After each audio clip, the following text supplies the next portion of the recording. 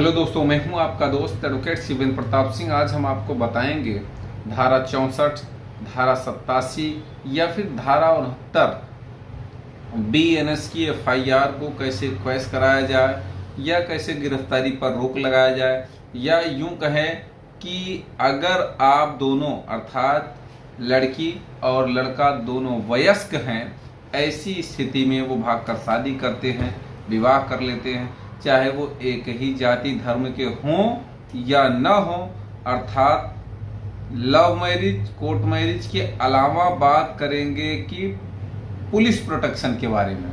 अक्सर लोग इस बात का सवाल उठाते हैं, इस बात पे सवाल उठता है कि पुलिस प्रोटेक्शन कैसे मिले। तो अगर पुलिस प्रोटेक्शन आपको चाहिए या आपने कोर्ट मैरिज की है, पति के यानी पत्नी के या पति के दोनों में किसी के घर वाले राजी नहीं हैं, जान से मारने की धमकी मिल रही है, आपको जान का खतरा है, तो पुलिस से सुरक्षा कैसे मिलेगी, कोर्ट कैसे आदेश करेगी, इसी पर आज माननीय इलाहाबाद हाई कोर्ट के एक ऐसे दमदार फैसले के बारे में बात करेंगे जिसमें क्या कहा गया वो बताएंगे ही बताएंगे। लेकिन इसमें स्पष्ट है कि वयस्क विवाहित जोड़े को सुरक्षा दी गई और कोई नुकसान होता है तो उसकी जिम्मेदारी SSP की होगी, यानी कि वरिष्ठ पुलिस अधीक्षक की होगी। अब समझो, अब बात कर लेंगे इस केस के बारे में। क्रिमिनल रिट पिटीशन नंबर है 11393/2025। ये ऑर्डर डेट है 2 जून का, यानी कि 2 जून 2025, गर्मी की छुट्टी का ये ऑर्डर है, बेहतरीन order. Shrimati Priya Solanki and other versus state of UP and 3 others. अब इसमें इस जजमेंट में माननीय इलाहाबाद हाई कोर्ट ने ये कहा कि भाई देखिए, आर्टिकल 21 भारत का जो संविधान है उसमें अनुच्छेद 21 स्वतंत्रता का अधिकार सबको है। हर व्यक्ति अपनी मर्जी से लाइफ जी सकता है, अपनी मर्जी से शादी विवाह कर सकता है, अगर वो वयस्क है तो अपनी मर्जी से जीवन साथी चुनने का उसको हक है, अधिकार है, संवैधानिक अधिकार है, इसमें कोई समझौता नहीं हो सकता। इस केस में आर्य समाज से शादी हुई थी और दोनों अलग अलग धर्मों के थे। शादी होने के बाद पता चलता है कि धारा 87 BNS के तहत FIR लड़की के पिता ने दर्ज कर दिया।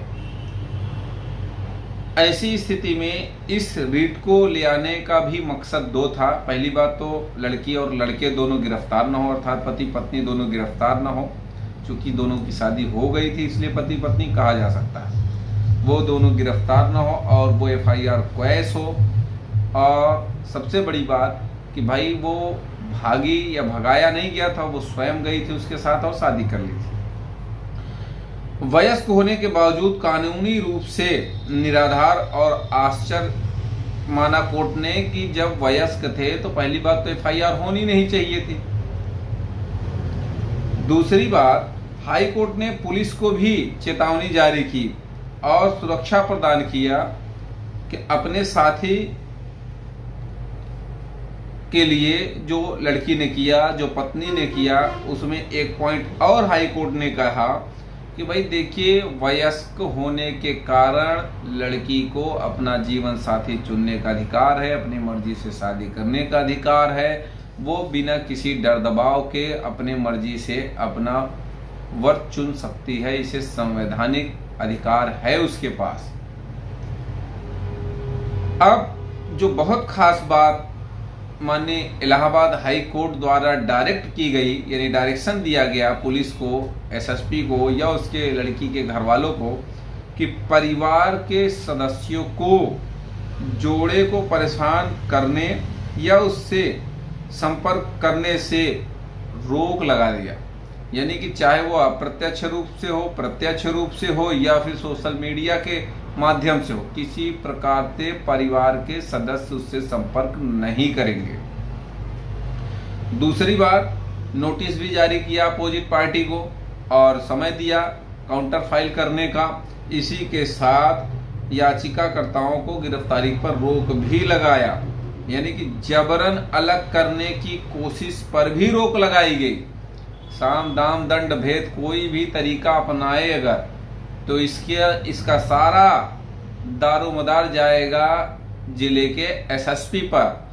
सीधे माननीय इलाहाबाद हाई कोर्ट ने ये ऑर्डर किया कि अगर इन जो दोनों को किसी प्रकार की कोई दिक्कत होती है, परिवार के द्वारा किसी प्रकार की कोई प्रताड़ना होती है या अलग करने की कोशिश की जाती है, तो इसका जिम्मेदार एसएसपी होगा। इतना दमदार पुलिस प्रोटेक्शन का ऑर्डर शायद कभी कभी देखने को मिलता है।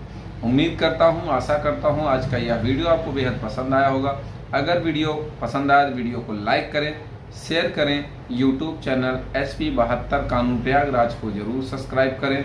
अगर कोई सवाल शेष रह गया है, किसी मैटर पर डिस्कस करना है, कुछ पूछना है, जानना है, तो स्क्रीन पर चल रहे नंबर पर फ़ोन करके भी आप जानकारी ले सकते हैं या फिर कमेंट बॉक्स में अपने सवालों के जवाब ले सकते हैं।